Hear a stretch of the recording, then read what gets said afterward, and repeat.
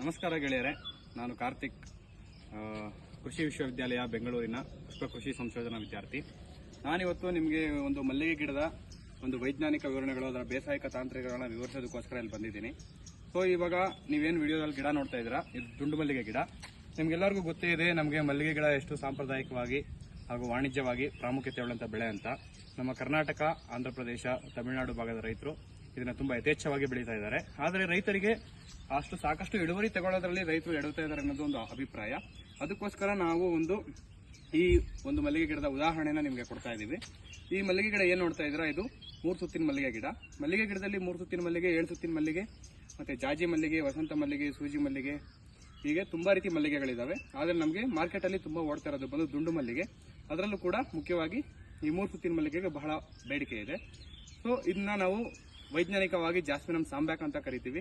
ಇದನ್ನ Arabian jasmine ಅಂತ ಕೂಡ ಕರಿತೀವಿ ನಾವು. ಯಾಕಂದ್ರೆ ಇದರಿಂದ ನಾವು ಸೆಂಟು, ಪರ್ಫ್ಯೂಮ್ಗೆಲ್ಲಾನು ಬೇಕಾದಂತಹ ಸುಗಂಧ ದ್ರವ್ಯವನ್ನು ನಾವು ಎಕ್ಸ್ಟ್ರಾಕ್ಟ್ ಮಾಡ್ತೀವಿ ಅದರಿಂದ.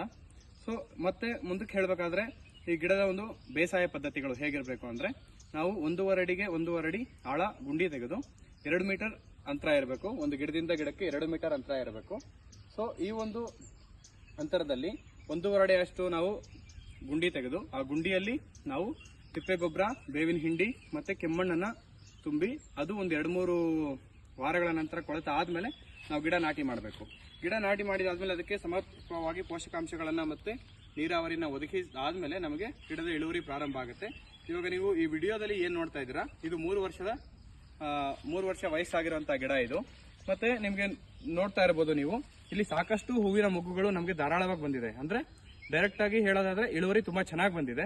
ಸೊ ಈ ಇಳುವರಿಗೆ ಮುಖ್ಯ ಕಾರಣ ಏನಪ್ಪಾ ಅಂದ್ರೆ ನಮ್ಮ ವೈಜ್ಞಾನಿಕ ಬೇಸಾಯ ಪದ್ಧತಿಗಳು. ನಾವು ಮುಖ್ಯವಾಗಿ ಏನ್ ಮಾಡಬೇಕು, ಮಲ್ಲಿಗೆ ಗಿಡ ಇಷ್ಟು ಯಥೇಚ್ಛವಾಗಿ ಹೂ ಬಿಡಬೇಕು ಅಂದ್ರೆ ನಾವೇನ್ ಮಾಡಬೇಕು ಅಂದ್ರೆ ಸಮರ್ಪಕವಾಗಿ ಪೋಷಕಾಂಶಗಳನ್ನು ಕೊಡಬೇಕು. ಯಾವ ಟೈಮಲ್ಲಿ ಕೊಡಬೇಕು ಅಂದ್ರೆ ಡಿಸೆಂಬರ್ ಟೈಮಲ್ಲಿ ನಾವು ಹಳೆ ಸೀಸನ್ದು ಅಂದ್ರೆ ಹೋದ ವರ್ಷದ ರೆಂಬೆ ಕೊಂಬೆಗಳೇನಿರುತ್ತೆ ಅದನ್ನ ಕಟ್ ಮಾಡಿ ಚಾಟ್ನಿ ಅಂತ ಹೇಳ್ತೀವಿ ನಾವು. ಅದಕ್ಕೆ ಚಾಟ್ನಿ ಮಾಡಬೇಕು ಅಥವಾ ಪ್ರೂನಿಂಗ್ ಅಂತ ಹೇಳ್ತೀವಿ. ನವೆಂಬರ್ ಲಾಸ್ಟ್ ವೀಕ್ ಅಥವಾ ಡಿಸೆಂಬರ್ ಮೊದಲನೇ ವಾರದಲ್ಲಿ ನಾವು ಒಂದು ಚಾಟ್ನಿ ಮಾಡಿ ಬುಡದ ಸುತ್ತ ನಾವು ಮಣ್ಣನ್ನ ಸಡಿಲಗೊಳಿಸಿ ಬೇರಿಗೆ ಸಾಕಷ್ಟು ಗಾಳಿ ಆಡಬೇಕು. ಇದಾದ್ಮೇಲೆ ಮಣ್ಣಿನ ಬಿಡಿಸಾದ್ಮೇಲೆ ಸ್ವಲ್ಪ ತಿಪ್ಪೆ ಗೊಬ್ಬರ ಮತ್ತೆ DAP ಗೊಬ್ಬರ ಮತ್ತೆ ಸ್ವಲ್ಪ ಬೇವಿನ ಹಿಂಡಿಯನ್ನು ಗಿಡಕ್ಕೆ ಕೊಟ್ಟಾಗ ನಮಗೆ ಜನವರಿಯಿಂದ ಹೊಸ ಚಿಗುರು ಬರೋದಕ್ಕೆ ಪ್ರಾರಂಭ ಆಗುತ್ತೆ. ಆ ಬಂದಂತ ಹೊಸ ಚಿಗುರುಗಳು ನಮಗೆ ಮಾರ್ಚ್ ಕೊನೆಯ ವಾರದಲ್ಲಿ ಹೂ ಬಿಡಲಿಕ್ಕೆ ಸ್ಟಾರ್ಟ್ ಆಗುತ್ತೆ. ಏಪ್ರಿಲ್ ಮತ್ತೆ ಮೇ ತಿಂಗಳುಗಳಲ್ಲಿ ಈ ರೀತಿ ಯಥೇಚ್ಛವಾಗಿ ನಮಗೆ ಮಾರುಕಟ್ಟೆಗೆ ಸಾಕಾಗುವಷ್ಟಂತ ಹೂಗಳನ್ನು ನಾವು ಕಾಣಬಹುದು. ಈವನ್ ನೀವು ಈ ಒಂದು ಮೊಗ್ಗಿನ ಗುಣಮಟ್ಟವನ್ನು ನೋಡಬಹುದು. ತುಂಬಾ ದಪ್ಪನೆಯ ಹಾಗೂ ಉದ್ದವಾದ ಕಾಂಡವುಳ್ಳ ಮೊಗ್ಗುಗಳು ಬಂದಿದ್ದಾವೆ. ಸೊ ಇದಕ್ಕೆ ಮುಖ್ಯವಾದ ಕಾರಣ ಅಂದ್ರೆ ಸಮಗ್ರ ಪೋಷಕಾಂಶ ನಿರ್ವಹಣೆ ಮತ್ತು ನಾವು ಗಿಡದ ಆರೋಗ್ಯವನ್ನು ಹೇಗೆ ನಿರ್ವಹಣೆ ಮಾಡ್ತೀವಿ ಅನ್ನೋದು ಇಲ್ಲಿ ಬಹಳ ಪ್ರಾಮುಖ್ಯತೆಯನ್ನು ಪಡ್ಕೊಳ್ಳುತ್ತೆ. ಮತ್ತೆ ಏನಂದ್ರೆ ಗಿಡ ಅರಳಿದ ಮೇಲೆ, ಮೊಗ್ಗು ಅರಳಿದ ಮೇಲೆ ನಾವು ಕಟಾವು ಮಾಡೋದ್ರಿಂದ ಏನೋ ಪ್ರಯೋಜನ ಇಲ್ಲ. ಯಾವಾಗಲೂ ಅಷ್ಟೇ ನಾವು ಮಲ್ಲಿಗೆಯನ್ನ ಮೊಗ್ಗಿನ ಹಂತದಲ್ಲಿ, ಈ ಹಂತದಲ್ಲಿ ಕಟಾವು ಮಾಡಬೇಕು. ಇದು ನಮಗೆ ಮಾರುಕಟ್ಟೆಗೆ ಸೂಕ್ತವಾದಂತಹ ಮೊಗ್ಗು.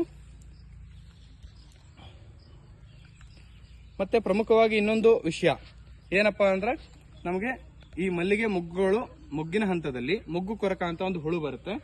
ಸೊ ಅದು ನಮ್ಗೆ ಏನಾಗುತ್ತೆ ಅಂದ್ರೆ ಈ ಮೊಗ್ಗುಗಳನ್ನ ಕೊರಿಯೋದಕ್ಕೆ ಸ್ಟಾರ್ಟ್ ಮಾಡುತ್ತೆ. ಅವಾಗ ನಮಗೆ ಆ ಹುಳುವಿನ ಕಾಟದಿಂದ ಆ ಮೊಗ್ಗು ಅರಳದೆ ಈ ರೀತಿ ಒಣಗಿ ನಮಗೆ ಅದು ಅನ್ಎಕನಾಮಿಕಲ್ ಆಗುತ್ತೆ. ಅಂದ್ರೆ ನಾವು ಮಾರುಕಟ್ಟೆಗೆ ಹೂ ಸಿಗೋದಿಲ್ಲ. ಅದರಿಂದ ನಾವೇನ್ ಮಾಡ್ತೀವಿ ನೋಡಿ, ಇಲ್ಲಿ ನೋಡ್ಬೋದು, ಇದೆಲ್ಲ ಮೊಗ್ಗುಗಳು ಕೂಡ ನಮಗೆ ಮೊಗ್ಗು ಕೊರಕ ಅನ್ನುವ ಹುಳದ ಹಾನಿಗೆ ಒಳಗಾಗಿರುವಂತದ್ದು. ಅದಕ್ಕೆ ನಾವೇನ್ ಮಾಡಬೇಕು ಅಂದ್ರೆ ಸಮರ್ಪಕ ಕೀಟನಾಶಕಗಳನ್ನ ನಾವು ಸಿಂಪಡಣೆ ಮಾಡಿ ಒಂದು ಗಿಡದ ಆರೋಗ್ಯವನ್ನು ಕಾಪಾಡ್ಕೋಬೇಕು.